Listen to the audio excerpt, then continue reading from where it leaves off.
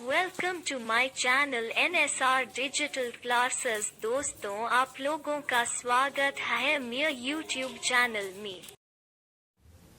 Hello everyone, आप सभी का हमारे चैनल पे स्वागत है। क्लास 10th मैथमेटिक्स का जो चैप्टर नंबर 12 है, वृत्तों से संबंधित क्षेत्रफल, ठीक है। ये जितने भी हिंदी मीडियम बोर्ड है, जितने भी स्टेट बोर्ड है, सबके लिए अप्लाई होते हैं। तो उसका आज पूरा हम भूमिका जानेंगे, इंट्रोडक्शन के बारे में जानेंगे, और साथ ही साथ जो प्रश्नावली 12.1 है, इसे हम डिटेल में सॉल्व करेंगे, एक एक प्रश्न को समझते हुए। ठीक है, तो वीडियो को अभी कर दो लाइक, क्योंकि हम बाद में भूल जाते हो। मेरी तबीयत बहुत ज़्यादा वीक है, फिर भी मैं इस वीडियो को आप लोगों के लिए शूट कर रहा हूँ ताकि मैं आपकी स्टडी में हेल्प कर पाऊँ। ठीक है, देखो 12.1 पे तो अभी हम आएंगे। उससे पहले जो इसका जो भूमिका है ना, इंट्रोडक्शन जो है, वो जान लेते हैं हम। ठीक है ना, सबसे पहला टॉपिक हम क्या लिख रहे हैं, भूमिका।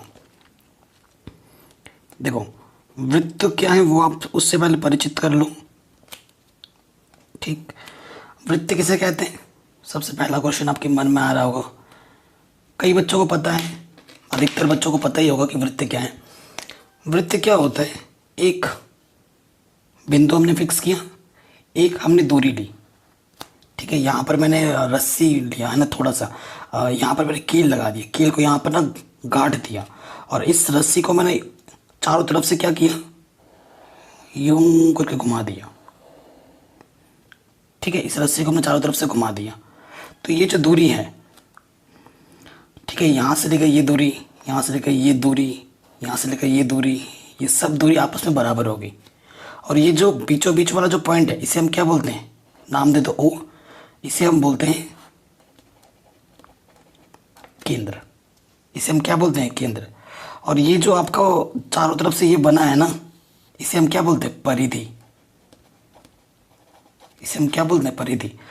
तो वृत्त क्या होता है, वृत्त क्या होता है, वो बिंदु जिससे परिधि से सभी जो दूरी होते हैं वो आपस में बराबर होते हैं, ऐसे चीज़ को हम वृत्त बोलते हैं। ठीक है, वृत्त का सिर्फ क्षेत्रफल होता है। ठीक है, वृत्त का क्षेत्रफल होता है, वृत्त का आयतन नहीं होता है, ये ध्यान रखना। क्षेत्रफल क्या होता है, वो क्षेत्रफल होता है जगह घेरती है। वृत्त और आयतन क्या होता है, जिसमें कोई चीज़ वस्तु आ सकती है, तब हम बात करते हैं आयतन की। तो वृत्त में कुछ चीज़ आ नहीं सकता, वृत्त सिर्फ जगह घेर सकती है। ठीक है, तो ये परिधि की बात हो गई। देखो, ये मेरा केंद्र हुआ ओ, और केंद्र से परिधि तक, केंद्र से परिधि तक ये परिधि हुआ हमारा, और ये मेरा केंद्र हुआ। केंद्र से परिधि तक की दूरी को हम क्या बोलते हैं, त्रिज्या।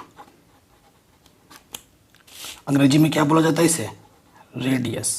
और इसी वजह से इसको आर से प्रदर्शित किया जाता है। ठीक है, और एक चीज़ बता रहा हूँ, केंद्र है, परिधि से परिधि को मिला है, पर वो रेखा जो परिधि से परिधि को मिलाती है और केंद्र से होता हुआ जाता है, उसे हम क्या बोलते हैं, व्यास। और अंग्रेजी में इसे लिखा जाता है डायमीटर, और इसी वजह से इसको डी से प्रदर्शित किया जाता है। ठीक है, देखो यहाँ से लेकर इतना त्रिज्या है, एक आर यहाँ पर है, और यहाँ से लेकर इतना भी आर ही है। आर और आर क्या हो जाएगा, 2r। तो एक चीज़ प्रश्न आप पे 1 नंबर में आ सकता है कि त्रिज्या, ठीक है, हाँ, त्रिज्या और व्यास में क्या संबंध है।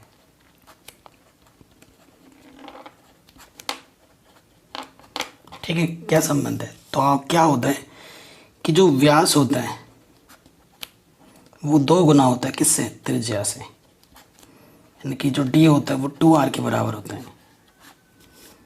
या अगर r का मान निकालना चाहोगे तो d/2 होता है, ये 2 गुणे में इधर के बट्टी में आ जाएगा। तो व्यास और त्रिज्या में ये संबंध होता है। ठीक है, ये भी आ गया समझ में। अभी इसमें और चीज़ें हैं। ठीक है, फिर से मैं बना रहा हूँ वृत्त, ये मेरा वृत्त है, ये मेरा केंद्र है, ये त्रिज्या हो गई। अब इससे आप क्या बोलोगे, ये भी परिधि से परिधि को मिला रहा है, परंतु केंद्र से होता हुआ नहीं जा रहा है, तो इसे हम बोलते हैं जीवा। इसे हम क्या बोलते हैं, जीवा। आया समझ में आपको, ठीक है, समझ में आया, ओके। जो भी चीज़ में मैं बोल रहा हूँ, अगर आपको लगता है कि हम भूल सकते हैं तो उसको नोट करके लिख लेना। ठीक है, तो देखो वृत्त का क्या होता है, वृत्त का होता है क्षेत्रफल।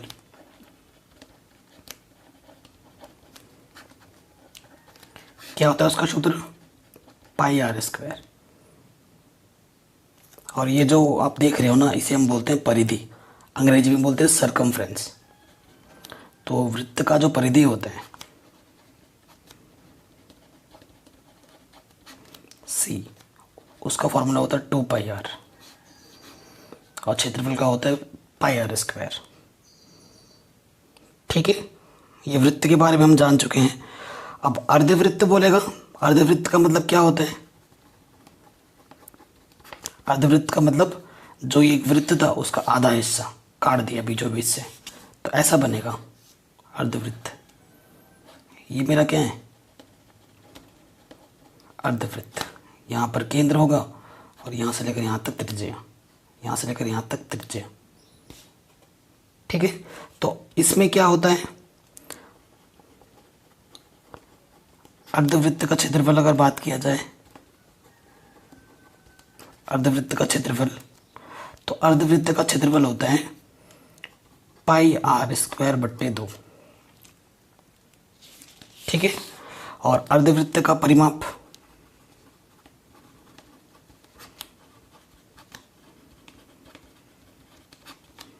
अर्धवृत्त का परिमाप क्या होता है, देखो ही अर्धवृत्त का परिमाप होता है पाई आर, यहाँ से लेकर यहाँ तक पाई आर होता है, क्योंकि पूरा 2 पाई आर था, आधा सम कर देंगे तो पाई आर प्लस इतना, ये भी परिधि में आएगा, ये पूरी परिधि है इसकी। ठीक है, पाई आर प्लस 2 आर। 2 आर क्यों, यहाँ से यहाँ तक भी आर है, यहाँ से यहाँ तक भी आर, आर बोले तो त्रिज्या। ठीक है, अब पाई का मान क्या होता है अधिकतर क्वेश्चन में, या तो पाई 0.7 लिखोगे, या पाई का मान आपको बोलेगा 3.14 यूज़ करो आपके क्लास 10th में, या तो ये यूज़ होगा या यूज़ होगा, दोनों बोल दिया जाएगा आपको क्वेश्चन में कि क्या यूज़ करना है। ठीक है, ओके, ये चलो, ये तो बात हो गई पाई की और वगैरह इनकी। अब पाई क्या होता है, व्हाट इज़ पाई, आपसे कोई अगर पूछ दें व्हाट इज़ पाई, पाई क्या है, तो पता है पाई क्या होता है, पाई होता है परिधि और व्यास का अनुपात। कोई भी हमारे पास वृत्त होता है ना, उसकी परिधि और उसका जो व्यास होता है, ये परिधि और ये जो व्यास होता है, उसके अनुपात को हम पाई कहते हैं। और पाई का मान हमेशा 22/7 आएगा ये ज़रूरी नहीं है। पाई एक अपरिमेय संख्या है। आप बोलोगे 22/7 है सर P/Q के रूप में है, तो पाई हमारा परिमेय संख्या है, नहीं, बिल्कुल गलत। पाई का मान दशमलव में अशांत है, 2 स्थान तक हम लिखते ज़रूर हैं, लेकिन पाई एक अशांत है, और कोई भी नंबर अगर अशांत होता है ना तो वो परिमेय नहीं होता है। ठीक है, पाई एक अशांत वैल्यू है। तो अगर आपसे हमेशा याद रखना, पाई एक अपरिमेय संख्या है, ये आपके 1 नंबर में आ सकते हैं MCQ में, अपरिमेय संख्या है पर पाई। और पाई का मान हमेशा 22/7 है, ज़रूरी नहीं है, हमेशा 3.4 है, ज़रूरी नहीं है, लेकिन लगभग 99% केस में आता है, तभी इसको एक्सेप्ट किया गया है। ठीक है, तो पाई के बारे में भी समझ गए हम। थोड़ा बहुत और आपको बता देता हूँ वृत्तखंड के बारे में। ठीक है, तो देखो सबसे पहला चीज़, ये मेरा वृत्त है, ये मेरी त्रिज्या है। अब त्रिज्या के द्वारा जो काटा गया खंड होता है, ये मेरा केक है वृत्त। अब मैंने हैप्पी बर्थडे टू यू बोला और एक पीस काट दिया बराबर यहाँ से इतना लेके, तो ये त्रिज्या है। त्रिज्या के द्वारा काटा गया खंड, लघु और वृत्त तो जानते हो, लघु का मतलब होता है छोटा, ठीक है, और दीर्घ का मतलब होता है बड़ा। तो इस वाले हिस्से को हम क्या बोलते हैं, लघु त्रिज्यखंड। लघु त्रिज्यखंड के त्रिज्या के द्वारा काटा गया खंड है, और ये छोटा है इसलिए लघु त्रिज्यखंड बोलेंगे। और ये जो सफ़ेद सफ़ेद बड़ा बच गया तो इसे क्या बोलेंगे, दीर्घ त्रिज्यखंड। ठीक है, थोड़ा बता दे रहा हूँ, ये वाला जो चीज़ है ना वो 12.2 में है, फिर भी थोड़ा बता दे रहा हूँ। सूत्र वूत्र हम उस वीडियो में ही देखेंगे, इस वीडियो में इसका सूत्र नहीं बताऊंगा मैं आपको। वो 12.2 जब पढ़ाएंगे तब सूत्र वूत्र बता दूंगा मैं आपको, ठीक है। तो लघु त्रिज्यखंड मतलब त्रिज्या के द्वारा काटा गया छोटा खंड, और जो बाकी सफ़ेद सफ़ेद बच गया वो क्या है, दीर्घ त्रिज्यखंड।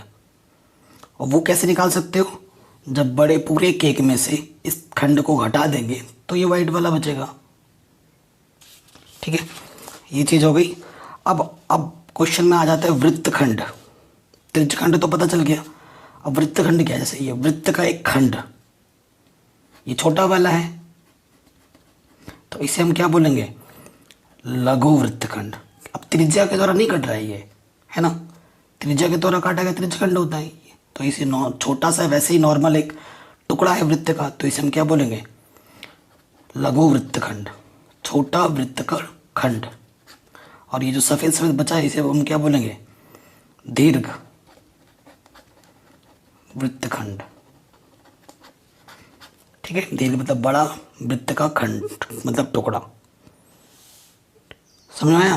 तो लघु वृत्तखंड क्या होता है, दीर्घ वृत्तखंड क्या होता है, और लघु त्रिज्यखंड क्या होता है, दीर्घ त्रिज्यखंड क्या होता है, वो चीज़ हम समझ गए। अब इनका सूत्र भी होता है, वो सूत्र 12.2 में ही यूज़ होगा, तो हम 12.1 में मैं नहीं बता रहा हूँ, ठीक है। अब हम आते हैं एक्सरसाइज 12.1 में। प्लीज़ वीडियो को अगर आपने लाइक नहीं किया अभी तक तो लाइक कर दो, वीडियो बनाने में बहुत मेहनत लगती है गाइस, आप लोगों का सपोर्ट रहेगा तभी मोटिवेट मिलता है ना वीडियो बनाने के लिए अच्छा, ठीक है। तो 12.1 में आ जाते हैं। पहले क्वेश्चन पे कह रहे दो वृत्तों की त्रिज्याएं क्रमशः 19 सेंटीमीटर और 9 सेंटीमीटर हैं। उस वृत्त की त्रिज्या ज्ञात कीजिए जिसकी परिधि इन दोनों वृत्तों की परिधियों के योग के बराबर है, ठीक है। बहुत ही शानदार क्वेश्चन है और इजी है बिल्कुल। सबसे पहली चीज़ तो क्वेश्चन को अच्छे से पढ़ के समझना ज़्यादा ज़रूरी है, मैं बार बार बोल रहा हूँ, ठीक है। तो प्रश्न में क्या बोला है, प्रश्न संख्या 1 हमारे पास। प्रश्न में बोला है आपके पास दो छोटे वृत्त हैं, उनको मिलाकर मतलब जोड़ना एक बड़ा वृत्त बनाया गया है, ठीक है। उस बड़े वृत्त की त्रिज्या क्या है, माना बड़े वृत्त की त्रिज्या r है और इस वाले की त्रिज्या r1 है, इस वाले की त्रिज्या r2 है। दिया गया है हमें क्वेश्चन में r1 मतलब पहली त्रिज्या, दो वृत्तों की त्रिज्या क्रमशः एक हमें दे रखी है 19 सेंटीमीटर, दूसरी दे रखी है 9 सेंटीमीटर। मतलब छोटा वाला 9 सेंटीमीटर है, बड़ा वाला 19 सेंटीमीटर है। माना बड़े वृत्त की त्रिज्या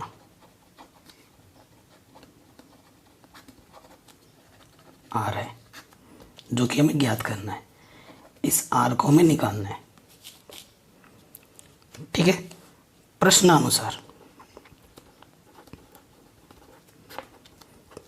क्या बोला है, छोटे दोनों वृत्त की परिधि किसके बराबर है, बड़े वृत्त की परिधि के बराबर। मैं अपने आप ऐसे नहीं बोल रहा हूँ, क्वेश्चन में बोला है उस वृत्त की त्रिज्या ज्ञात कीजिए जिसकी परिधि इन दोनों वृत्तों की परिधियों के योग के बराबर है, ठीक है। और वृत्त की परिधि का सूत्र क्या होता है, 2πr, अभी मैंने लिखाया था। तो पहले वाले वृत्त की परिधि क्या होगी, 2πr1, दूसरे वाले की क्या होगी 2πr2, मिलकर यानी कि जोड़ना है। बड़े वृत्त का क्या हो जाएगा 2πr, और इस वाले को r हमने बड़ा r माना है, 2πr1 + 2πr2 बराबर 2πr।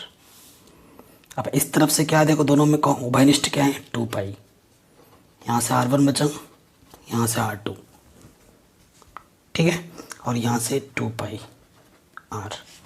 इधर भी 2π है, इधर भी 2π है, 2π से 2π हट जाएगा भाग में जाके।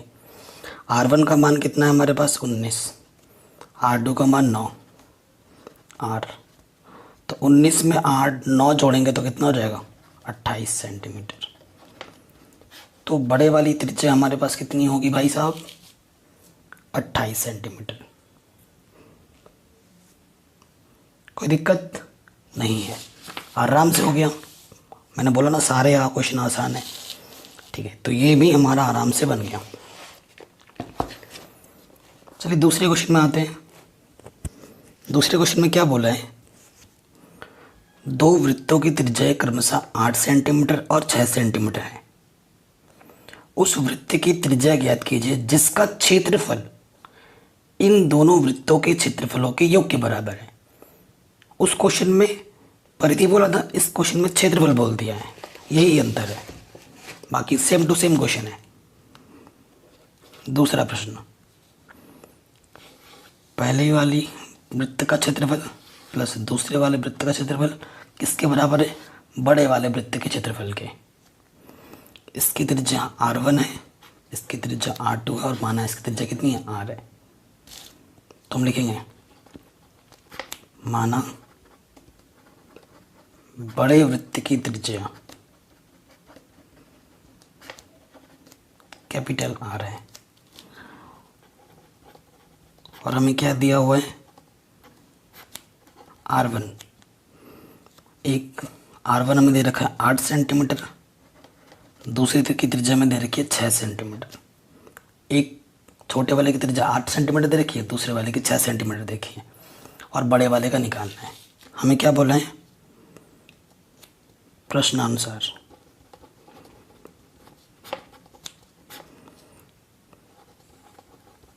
पहले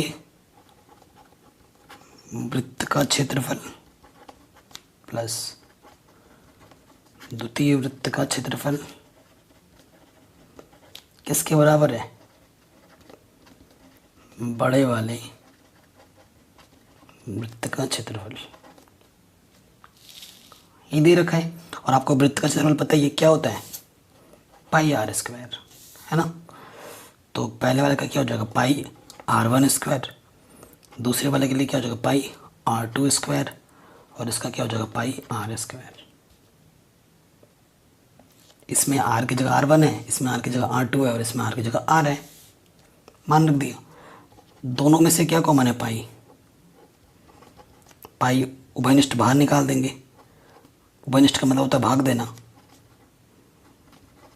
दोनों तरफ पाई है, पाई से पाई भाग में जाके कट जाएगा, डायरेक्ट काट सकते हो आप, बराबर किस तरह उस तरह होता है। तो अब R1 का मान कितना है देखो भाई साहब 8 सेंटीमीटर दे रखे हैं वर्ग, R2 का मान कितना है 6 का वर्ग R स्क्वायर, 8 का वर्ग होता है 64, 6 का वर्ग होता है 36 R स्क्वायर।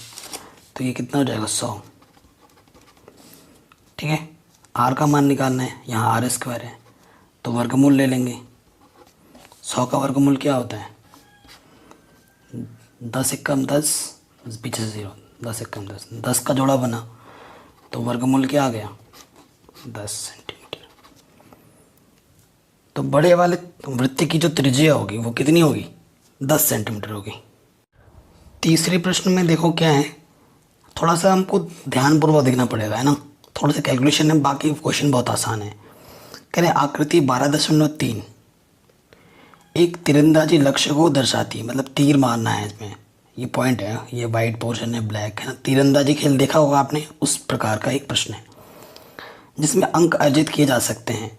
गोल्ड अंक वाले क्षेत्र का व्यास 21 सेंटीमीटर है तथा प्रत्येक अन्य पट्टी, ये जो दिख रहा है रेड लाल पट्टी, ब्लू, ब्लैक, वाइट, इन पट्टी की जो चौड़ाई है वो कितनी है 10.5 सेंटीमीटर चौड़ी है। अंक प्राप्त कराने वाले इन पांचों क्षेत्रफलों में से प्रत्येक का क्षेत्रफल ज्ञात कीजिए। ठीक है, सबका क्षेत्रफल निकालना है, ये गोल्ड का निकालना है, रेड का निकालना है, ब्लू का निकालना है, ब्लैक का निकालना है, वाइट का निकालना है, सबका निकालना है। ठीक है, सो क्वेश्चन बड़ा शानदार है और इजी है, थोड़ा कैलकुलेशन हो सकता है बट आसानी है। मैं एक बार चित्र बना देता हूँ, बड़ा लंबा चौड़ा चित्र बनेगा, शायद 5 बार बने। ये वाइट हो गया, ये ब्लैक हो गया, ये ब्लू हो गया, ये रेड हो गया। ठीक है, सबकी चौड़ाई कितनी बोली है? 10.5 चौड़ी हो जाती है सब। चौड़ाई क्या दे रखा है? हर एक पट्टी की चौड़ाई पट्टी की वो हमें दे रखा है 10.5। थोड़ा मैं लिख लेता हूँ। पहला वाला ये हमारा गोल्ड है, ठीक है। उसके बाद ये वाला हमारा रेड है, उसके बाद हमारा ये ब्लू है, ठीक है। उसके बाद ब्लैक है, उसके बाद हमारा वाइट है, ठीक। गोल्ड की त्रिज्या R1 मान लेते हैं। तो गोल्ड का व्यास हमें दे रखा है प्रश्न में कितना? 21 सेंटीमीटर। तो त्रिज्या क्या है उसकी? आधी। तो जो R1 है वो 21/2 यानी कि 10.5 भाग दोगे तो 2 एकम 2, 0 2 पंजे 10। सो R1 हमारे पास है 10.5, ठीक है। तो ये मेरा R1 हुआ, यहाँ से लेकर यहाँ तक। R2 क्या होगा? इतना प्लस इतना, रेड के लिए,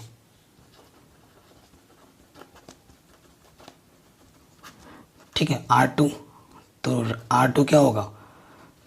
इतना तो होगा ही होगा, उसमें और इतना जोड़ना है। तो R1 मेरा 10.5 आया और इतना 10.5 है, पर प्रत्येक पट्टी की चौड़ाई 10.5 है। तो 10.5 क्या हो जाएगा? 21 सेंटीमीटर। इस तरह का R3 निकाल लो। R3 क्या होगा? 21 में 10.5 जोड़ दो तो ये हो जाएगा 31.5 सेंटीमीटर। R4 निकाल लो तो 31.5, ठीक है। 31.5 में आप कितना जोड़ दो? 10.5 और जोड़ देंगे तो कितना हो जाएगा? 42 हो जाएगा, ठीक है। 42 सेंटीमीटर। एंड लास्ट R5 कितना होगा? 42 में 10.5 जोड़ दोगे तो ये हो जाएगा 52.5 सेंटीमीटर। क्योंकि 5 ही है, पहला, दूसरा, तीसरा, चौथा, पांचवा, 5 ही रेडियस है हमारे पास, 5 ही त्रिज्या है, ठीक है। अब आते हैं, देखो पहले गोल्ड का क्षेत्रफल निकालना है, ये पूरा जगह निकालना है गोल्ड का क्षेत्रफल। तो ये तो एक वृत्त है पूरा, तो क्या होता है? पाई R1² होगा। पाई का मान हम क्या रखते हैं? 22/7। और R1 हमारे पास क्या? 21/2, 11 7 21। अब आपको गुणा भाग करना आपको अच्छे से आना चाहिए, ठीक है ना, वो चीज़ आपको अच्छे से आनी चाहिए। तो यहाँ बचेगा 11 गुणा 21 गुणा 3/2, तो 11 3 33/21/2, ठीक है। अब आपको क्या करना? ऊपर ऊपर गुणा करना है।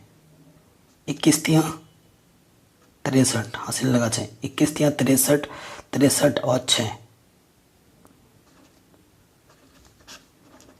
फिर भाग दे देंगे तो ये 2 3 सेंटीमीटर स्क्वायर। तो ये पहले वाले का आंसर आ जाएगा, किसका? गोल्ड का क्षेत्रफल, ठीक है। अब देखो, अब आपको ये पार्ट निकालना है रेड में क्या होगा? तो बड़े वाले वृत्त में से इस छोटे वाले को क्या करना है? माइनस करना है, ठीक है। तो रेड का क्षेत्रफल क्या होगा? पाई R2² माइनस पाई R1²। मतलब इस वृत्त का क्षेत्रफल में से इस वृत्त के क्षेत्रफल को माइनस कर दोगे तो यही ब्लैक ब्लैक बचेगा, ठीक है। मतलब इस बड़े वाले में से इस छोटे वाले को काट के जब फेंक दोगे तभी तो ये सब बचेगा, काला काला जो है, ठीक है। तो मान रखते हैं अब हम, तो पाई R2 का मान कितना है? 21²। और पाई R1 इसको जस्ट अभी आपने निकाला है, ये निकाला है ना, ये डायरेक्ट हम यहाँ रख सकते हैं, ठीक है। पाई का मान 22/7, 21² का मतलब होता है 2 बार गुणा में, 7 3 21, 22 गुणा 3 एकम 3, 3 दूनी 6। ठीक है, अब गुणे भाग का ही खेल है और तो कुछ है नहीं। अब इसमें से इसमें गुणा करना है। अब लंबी चौड़ी गुणा हो जाएगी। नेक्स्ट में गुणा भाग आप कर लेना। 2 3 6, 2 3 6, 2 छंग 12, वही चीज़ आ जाएगा।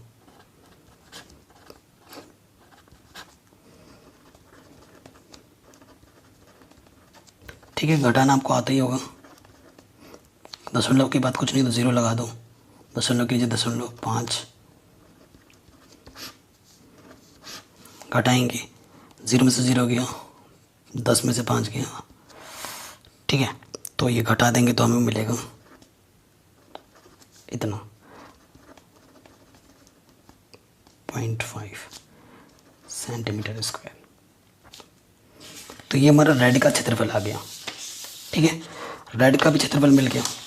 अब हम आएंगे किस पर, ब्लू का।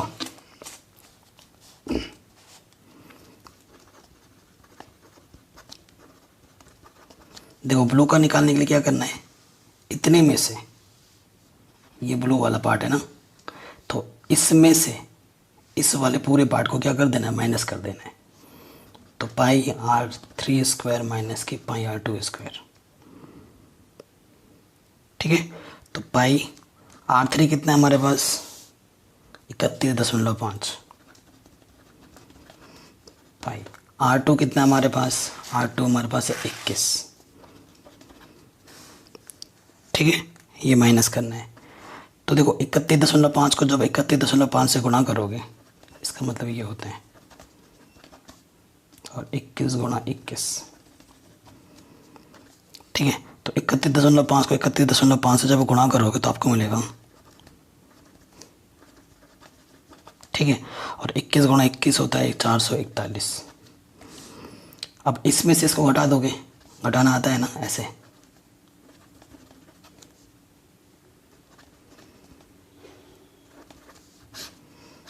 ठीक है, तो ये आ जाएगा, सबके बाहर पाई था तो यहाँ पाई लिख दो। ठीक है, तो पाई का मान भी तो रखना पड़ेगा आपको, 531.25। पाई का मान 3.14 रख दो, और जब 3.4 से गुणा करोगे तो आपको जो आंसर मिलेगा वो मैं लिख दे रहा हूँ। गुणा भाग करना आप थोड़ी नहीं सिखा सकते हैं, ये तो मान के चल रहे हैं कि आपको गुणा भाग आता है। कक्षा 10 में अगर आप पढ़ते हो ना भाई, तो आपको गुणा भाग आना ही चाहिए। नहीं आता है तो सीखो, उसके बिना कक्षा 10 करना बेकार है। क्योंकि कक्षा 10 के विद्यार्थी हो, कक्षा 3 4 के तो नहीं हो ना, कि यहाँ पर भी मैं आपको गुणा करना भी सिखाऊं, वो चीज़ तो असंभव है। हालांकि उस पर भी मैं एक वीडियो बना चुका हूँ कि गुणा कैसे करते हैं, भाग कैसे करते हैं, है ना, उसको ज़रूर देख लेना। अब ब्लू का निकाल दिया, ऐसे ही बाकी को भी निकालना है। ब्लैक का भी निकालते हैं। ब्लैक कौन से नंबर पे है, ब्लैक का क्षेत्रफल देखो, ये ब्लैक है ना, 1 2 3 4, यानी कि πr4 का स्क्वायर, πr3 का स्क्वायर। ठीक है, πr4 कितना है हमारे पास, r4 है 42, और r3 हमारे पास है 31.5। ठीक है, 42 गुणा 42 कितना होता है, 1764 पाई, और 31.5 को अभी अपने गुणा किया था, कितना आया था, 992.25। इसमें से ये घटाओगे तो आपको मिलेगा 771.75 पाई। फिर आप क्या करोगे, पाई का मान 3.14 रख के गुणा कर दोगे, आपको आपका आंसर मिल जाएगा। ठीक है, जो कि आएगा 2425.5 सेंटीमीटर स्क्वायर। ब्लैक निकल गया। ऐसे ही आपको वाइट भी नहीं मिल जाएगा, वाइट 5वें नंबर पर है। ठीक है, तो क्या लिखोगे, वाइट का क्षेत्रफल वो होगा πr5 का स्क्वायर माइनस πr4 का स्क्वायर। r5 हमारे पास है 52.5, और r4 हमारे पास अभी कितना था, 42। 52.5 को 52.5 से गुणा करेंगे, ठीक है, तो हमें कितना मिलेगा। वाइट रीजन निकाल रहे हैं ना हम, तो ये मिलेगा हमें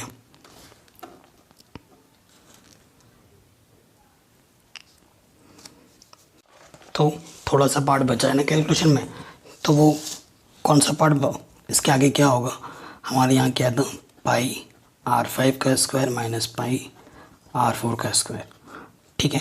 पाई R5 हमारे पास कितना रहा अभी, R5 हमारे पास था 52.5 और R4 था हमारे पास 42। 52.5 को 52.5 से जब गुणा करेंगे, ठीक है, तो आपको मिलेगा 2756.25 पाई, और 42 को जब 42 से गुणा करेंगे तो आपको मिलेगा 1764 पाई। जब इसमें से आप इसको घटाओगे तो आपको मिलेगा 992.25 पाई। घटाना आता है, अभी आपको दिखाया था जैसे नॉर्मल घटाते हैं, इसमें से इसमें घटाओगे दशमलव का तो आपको ये मिलेगा। फिर पाई का मान रख दोगे 3.14 और गुणा करोगे आपको आपका आंसर मिल जाएगा, ठीक है, जो आएगा आपका 3118.5 सेंटीमीटर स्क्वायर, ठीक है, ये आपका आंसर आ जाएगा। चौथा प्रश्न बहुत ही इम्पोर्टेंट है। इम्पोर्टेंट क्वेश्चन की बात करूं तो आपका पहला दूसरा भी बहुत इम्पोर्टेंट है, ठीक है। पाँचवा नंबर आपका 1 नंबर में आ सकता है, पाँचवा क्वेश्चन। चौथा क्वेश्चन आपका 3 नंबर में आ सकता है। कह रहे किसी कार के प्रत्येक पहिए का व्यास 80 सेंटीमीटर है। यदि कार 66 किलोमीटर प्रति घंटे की चाल से चल रही है तो 10 मिनट में प्रत्येक पहिया कितने चक्कर लगाती है। 10 मिनट में कितना चक्कर लगाती है। यहाँ क्या दे रखा है, सेंटीमीटर, और यहाँ क्या है, किलोमीटर, ठीक है। सो ये क्वेश्चन बड़ा शानदार क्वेश्चन है, बहुत ही इम्पोर्टेंट क्वेश्चन है, अभी तक का सबसे इम्पोर्टेंट क्वेश्चन। तो हमारे पास क्या है, क्वेश्चन नंबर 4, एक सड़क है, यहाँ से हमारा कार चल रहा है, ये कार का पहिया मान लिया है। कार के पहिए का जो व्यास है, ठीक है, लिख देना कार के पहिए का व्यास D बराबर, वो हमें क्या दे रखा है, 80 सेंटीमीटर। कार की जो चाल हमें दे रखी है वो दे रखी है 66 किलोमीटर, ठीक है, और 10 मिनट में कितनी बार ये जो पहिया है ना, पहिया आगे चल के तो कितने चक्कर घूमेगा, 10 मिनट में कितनी बार पहिया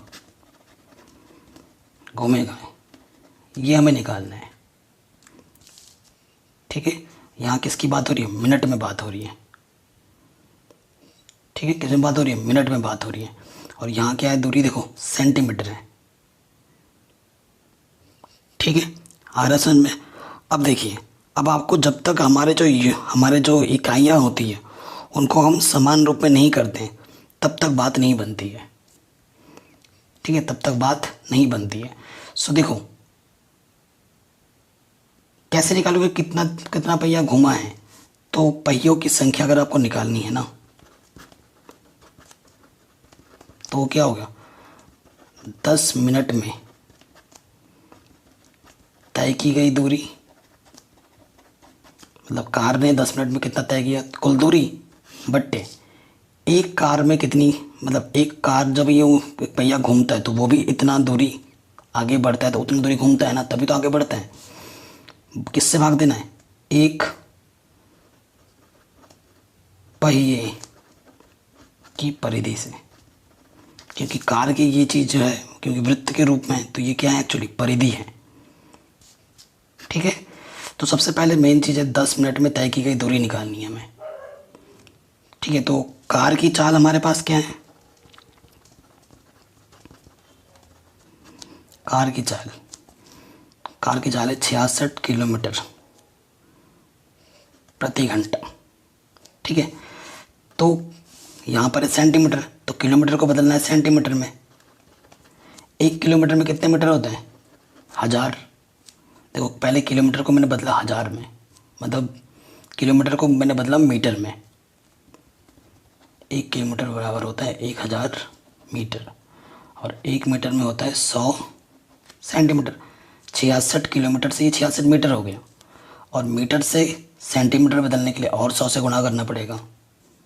बट्टे बट्टे घंटा होता है, और घंटे को मिनट में बदलने के लिए 1 घंटे में 60 मिनट होता है, तो 60 से मेरे को क्या करना पड़ेगा, भाग देना पड़ेगा। मतलब बट्टे है ना, किलोमीटर प्रति घंटा, प्रति में घंटे को मिनट में बदलने के लिए 60 से गुणा करता है, तो प्रति का मतलब होता है बट्टा। तो घंटे में मैंने 60 से क्या कर दिया, गुणा कर दिया, तो 0 से 0 कटा, 6 कम 6, 6 कम 6, तो 11 1 कम 11, पीछे से कितना 0, 1 2 3 4। ये मेरी स्पीड आ गई क्या, ये मेरी स्पीड आ गई सेंटीमीटर प्रति मिनट में, जो कि मेरे को चाहिए।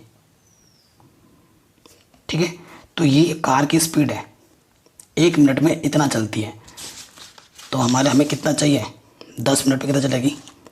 अतः कार 10 मिनट में तय करेगी दूरी। दूरी बराबर क्या होता है, समय गुणा चाल। समय हमारे पास है 10 मिनट, और चाल हमारे पास क्या है, ये पीछे से कितना 0 4, तो ये हो जाएगा 11 1 कम 11, 4 और 1 5 0। ठीक है, इतनी दूरी, इतना सेंटीमीटर। तो ये 10 मिनट में तय की गई दूरी तो मैंने निकाल दी। ठीक है, अब कार की पहिए का परिधि भी निकालना है। कार की परिधि, ये मेरा कार है, तो कार का जो त्रिज्या है, त्रिज्या क्या होता है, व्यास का आधा। कार का व्यास दे रखा है 80, आधा यानी कि 40 सेंटीमीटर है। ठीक है, कार की परिधि का सूत्र होता है 2 पाई आर। 2 पाई आर का मान कितना है, 40, तो ये क्या हो जाएगा 80 पाई। 80 पाई का मान क्या रखो, 22/7। ठीक है, 22 बट्टे क्या रख दिया हमने, 60 रख दिया। अभी काटो मत, इतना ही रहने दो। समीकरण 2 मानते हैं, समीकरण 1 मानते हैं, और इसको समीकरण ए मानते हैं। अब 10 मिनट में तय की दूरी और परिधि का मान कहाँ रख देंगे, समीकरण ए में। समीकरण ए में सभी मान रखने पर पहियों की संख्या, तो 10 मिनट में तय की दूरी कितनी थी, 11 1 कम 11, पीछे से कितने 0 5 0, बट्टे पहिए की परिधि 80 गुणा 22/7। तो ये बट्टे वाला इधर कहाँ जाएगा, ऊपर आके गुणे में।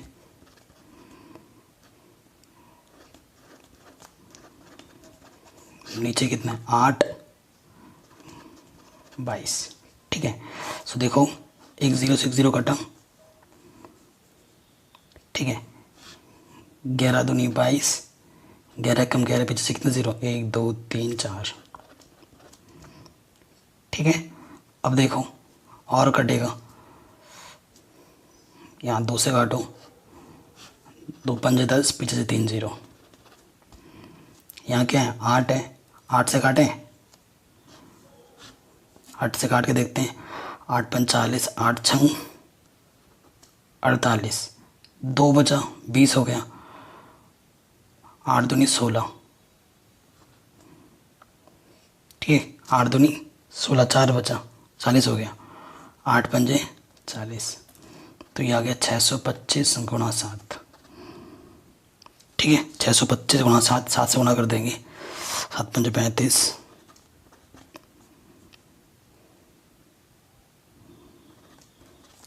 तो कितनी बार घूमेगा पहिया, 4375 बार।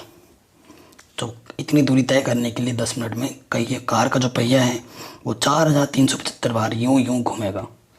ये आपका आंसर आ गया।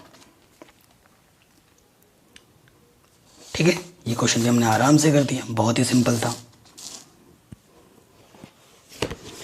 अब आते हैं लास्ट प्रश्न पर। निम्नलिखित में सही उत्तर चुनिए तथा अपने उत्तर का औचित्य दीजिए। कह रहे हैं यदि एक वृत्त का परिमाप और क्षेत्रफल, बहुत इंपॉर्टेंट क्वेश्चन है, एमसीक्यू में ये क्वेश्चन बार बार बार बार बार बार एक नंबर में पूछा जाता है। कह रहे हैं निम्नलिखित में सही उत्तर चुनिए। यदि एक वृत्त का परिमाप और क्षेत्रफल संख्यात्मक रूप से बराबर है तो उस वृत्त की त्रिज्या क्या है। ठीक है, ऐसा एक वृत्त है ना, ऐसा एक वृत्त है जिसका परिधि और क्षेत्रफल आपस में बराबर है। माना उस वृत्त की त्रिज्या कितनी है, आर है। ठीक है, माना उस वृत्त की त्रिज्या कितनी आर है, तो अगर त्रिज्या आर है तो परिधि का सूत्र क्या होता है, 2πr, और क्षेत्रफल का सूत्र क्या होता है, πr²। इधर भी पाई है, इधर भी पाई, कट गया। r² का मतलब होता है r गुणा r, इधर भी एक r से इधर r एक कट जाएगा, तो r का मान कितना बचेगा, 2 यूनिट। ठीक है, 2 इकाई हो गया इसका आंसर। इकाई को मात्रक बोल रही है, तो आंसर क्या हो जाएगा, ए, 2 मात्रक। तो इस तरीके से जो हमारी ये जो प्रश्नावली 12.1 है उसे हमने पूरा सॉल्व कर लिया है डिटेल में। क्वेश्चन नंबर 3 में कुछ कैलकुलेशन मैंने कर दिए, क्योंकि गुणा करना है वो आप खुद भी कर सकते थे। ठीक है, एंड बाकी चीज़ें आपको मिल जाएगी, बाकी सभी चैप्टर मैंने करा रखे, लिंक्स आपको डिस्क्रिप्शन में मिल जाएगी। और साइंस भी पढ़ा चुका हूँ, वो भी आप देख सकते हैं चैनल पर जाके।